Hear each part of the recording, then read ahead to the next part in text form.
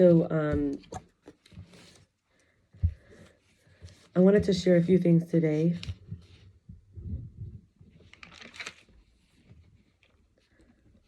In terms of intimacy and how dating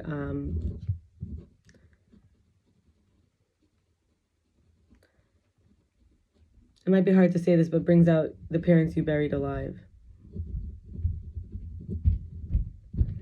Buried alive living in you.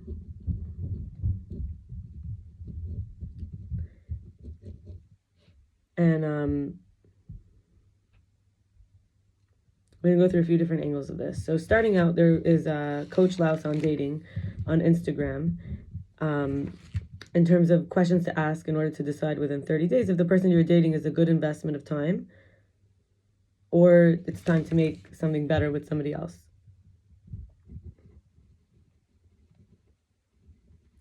And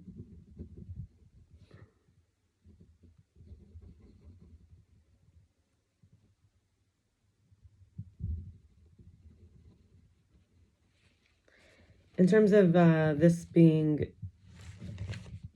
like trusting that we're talking to somebody who's honest. And if we're not, just trust that. I'm going to get to that in a moment. The challenges of having another situation. Okay, so let's say you're dating someone within 30 days. You want to see if you should invest more time. Straightforward. 1, what does peace look like in your life right now? Ask them, not the grinding, not the goals. If they cannot speak of peace, you're going to expect that there's going to be a chaotic life with them. So this is to figure out where they are in their life stage. Have they earned yet peace? Did they earn it? Did they put in enough work before they met you where they have peace? Who you call when things fall apart. It reveals their support system. Have they had people who like I thought of a great answer just now, like, well, it depends what's falling apart. I have different people for everything. But it reveals the support system, what kind of people and influence and advise them. And if they don't have a support system, you'll become their emotional dumpster. If they don't have healthy relationships, ability to share vulnerably and connect, you know your answer. So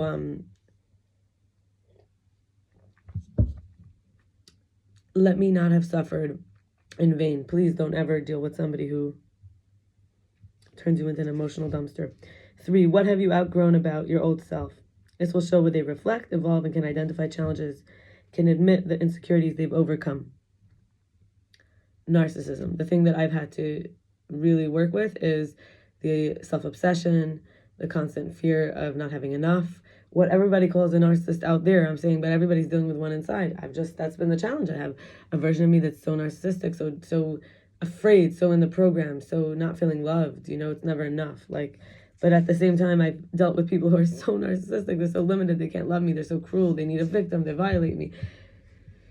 Dishonest. Who's looking through whose glasses at who, Okay. 4, what do you usually do when in conflict? So this will show if they're a runner, fixer, ghoster, because what we aren't going to want to fix, those behaviors later, that's something we need to know to save ourselves from future distress. So I say sometimes I need a break. Sometimes I want to have the last word. Sometimes I need peace and quiet, like a break, like space. Sometimes I need control. I need to know that I could say that this is too much and you'll stop. 5, how do you know, and sometimes I need to know when we're going to come back to talk about it. Number 5, how do you know when you're truly ready to love someone? This reveals whether they're emotionally needy or just enjoying your company till they get bored. And the dating stage is for establishing the trust for a potential future as well as communication for how to navigate together. It's not heavy, it's honest. And we have to see in the dating stage if they're capable of love or just craving attention. So how, I'm willing to love you the days that you're a baby, because a baby can't give me pleasure necessarily. I can't look to the baby to give me pleasure, happiness, nothing. Can I empower you with no agenda? Can I nurture you without needing anything from you? That's how I know if you're ready to love. And me too. Okay. I don't know how to pronounce his name. Is it Jaak? Jaak Panksepp. He has 7. We're going to first say, what if there's an issue here? Yep. Okay. And we're going to go into the biology after. But Amanda Robbins, psychotherapy, she says, we have little capacity for other. We're very self-focused, right? But that's how we're describing a narcissistic mother here. So we're not saying that I was narcissistic. We're saying we got it from our mothers. Okay? And the fathers got it from the mothers also. In other words, the idea that we're blaming Eve is that the snake made a hole in her. So the hole itself, being born with a hole, comes from the mother who got a hole in her. The original man was made from nothing. Something like that. So from birth, we're primed to attach. As infants, we develop in the context of, and so that's not from her. Till now, that was my own comment, but this is from Amanda Robbins. From birth, we're primed to attach. As infants, we develop in the context of an attachment relationship. Without someone there to help us, we wouldn't survive. So nature designed the attachment system to ensure we stay in proximity to parents, and infants take on an active role in initiating, maintaining the attachment relationship. As we develop, we learn about the world, ourselves, from our parents, and the societal, social, emotional learning that takes place during this period is vital to our development. Now think about it. Most people are complaining about a narcissist. What they're saying is you don't take an active role in initiating and maintaining the attachment relationship. A baby would. The fact that you're not means you're not a baby. So we're saying, we can't say you're just an emotionally immature person. We're saying we call people a narcissist because they have a leak, a hole. When the primary caregiver is emotionally unstable, the attachment relationship is fraught with danger and there's no escape. And because we're hardwired to attach, we adapt to the parenting we receive, and these adaptations help us survive but can be problematic once we grow up. 1, shaming, which leads to dissociation. 2, lack of boundaries, which leads to believing the price for a relationship is a loss of self, especially when children are co-opted in parentifications and triangulations. Let's talk about this through understanding what a narcissist is. A narcissist is dissociating because they're so ashamed. A narcissist lacks the boundaries, and they believe that if they are going to be in a relationship, they will lose their self. And so they can't give you their self because they have a self. They can't give it to you because they'll lose it, especially if they were in a triangulation, parentification role in their family. Okay, this person was at a very young age, had to start being the adult in the family, and used in triangulations, power struggles. 3, lack of emotional support and validation. This person did not get emotional support and validation. They lacked, empathy is containment, soothing, acknowledgement. There was no empathy for them. Why are we looking to someone to have empathy if they did not learn empathy? We can't get the help to self-discover and communicate our internal world and understand ourselves. They don't understand themselves. They don't get the help to discover or communicate themselves. Their feelings, and they lose touch. They lose touch with their feelings. They alienate themselves for the impossible standards they have. For a child, it's rejection, right? So they're constantly feeling that they could be rejected. If they're not perfect and they experienced no approval, the love was withdrawn. This is why it's normal for them. I want to take a pause here before we're going to stop and go to Jaak Panksepp's 7 effective circuits. No,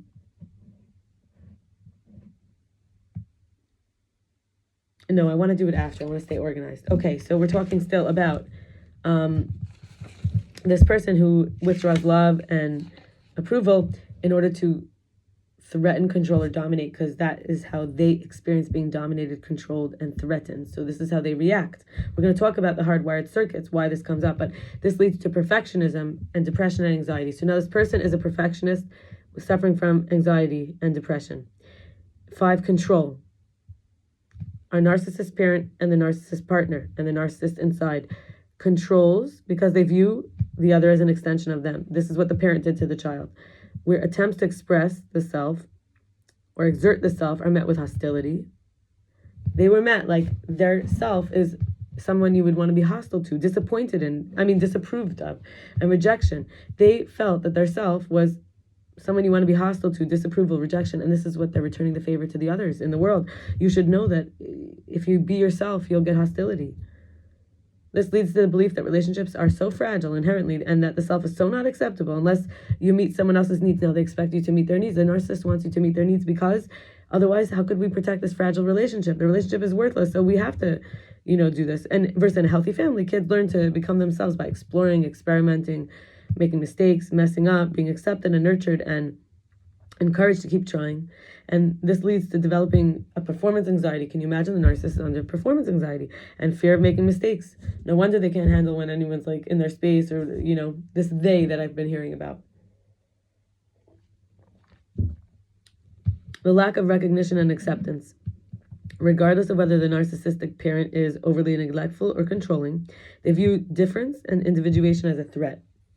And this is extremely destructive. It derails the developmental process that underlies identity formation, even as an adult, identity of the relationship. And we're saying this person doesn't feel recognized or accepted, and so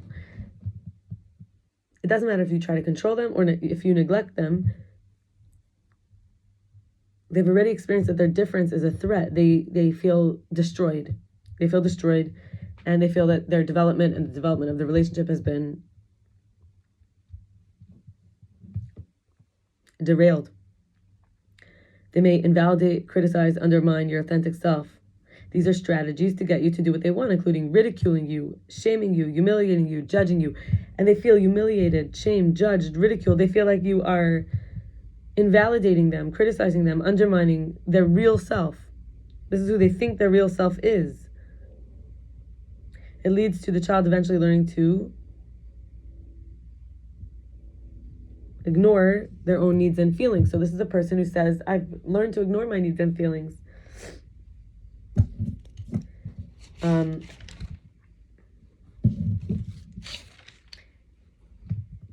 We have two more like big sections. So one is focused on appearance, the image, the look, caring more about that than the intrinsic value or meaning in the people and the events. Children come to believe that what they do and how they look is more important than who they are. They learn to value achievement over kindness and generosity, and winning over connection. So can you imagine that this narcissistic person is feeling constantly like you're competing with them and trying not to connect with them, and they're not important, and how they look is important, and that there's no meaning in them, and rather how they appear and their image. And they obsess over worldly success, recognition, acknowledgement, relying on external markers to tell them who they are and manage their self-esteem, since they lack an internal compass. Just that inner voice that they can trust, you know? The narcissist is really feeling lost, and your narcissistic parent was also. And hostility, internalizing a strong feeling of self-hatred. This is a person who developed just a hatred for themselves. It became so easy just to hate themselves rather than to keep feeling like a failure and a loser. And they were offered only conditional love. And, you know, as a narcissistic parent had a child, we believed we were unlovable without meeting their needs. An unconscious projection of anger and hostility occurred via even sarcasm, belittling, criticism, judging. It feels like you're growing up with a team of high-powered attorneys picking apart at you know, everything that you say or do for flaws and consistencies. Children raised like this grow up defensive and apprehensive, always waiting for the next emotional blow. And so this narcissistic person is like constantly walking on eggshells, feeling like at any moment you're gonna pick apart their flaws, their inconsistencies, and it's like you feel to them like it's a group of people like like they can't breathe, like it's too much. These parents pit their kids against each other, or this person you're in a relationship with will pit people involved against each other to make themselves feel better about themselves and undermine their power and undermine yours. And originally it was a family, now it's, you know, could be a community. Not a community, it could be a household or an affiliation.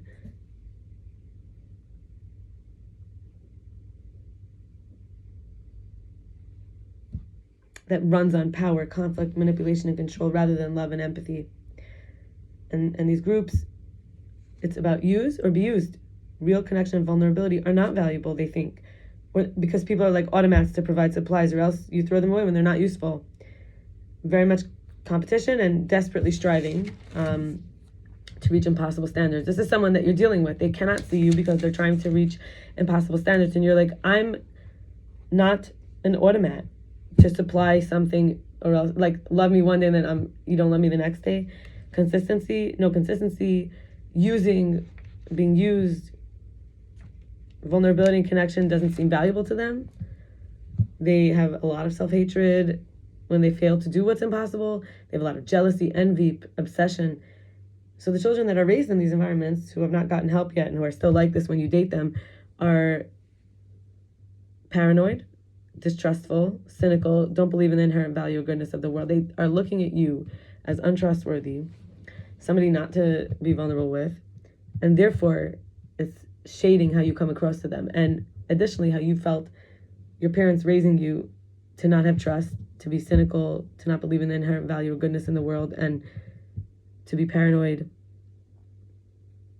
These unloved children, as adults, are lonely, self-destructive, can't find themselves, can't be close to others without a strong sense of self. And this is why I say that the narcissist you're dating is a version of your inner child from your parents one of them, both of them was a narcissist, and their parents and so on, and who they dated and who they chose to marry. And then the way out of the distortions and the skewed beliefs and worldviews is to learn to develop self-awareness and self-compassion. And I'll end with saying that the currencies that I value personally, that I have right now, are what I learned is the 3 pillars from a Jewish lineage. Be kind, like tzedakah, and to be real, which is the Torah, the truth. And then be honest, which is tefillah.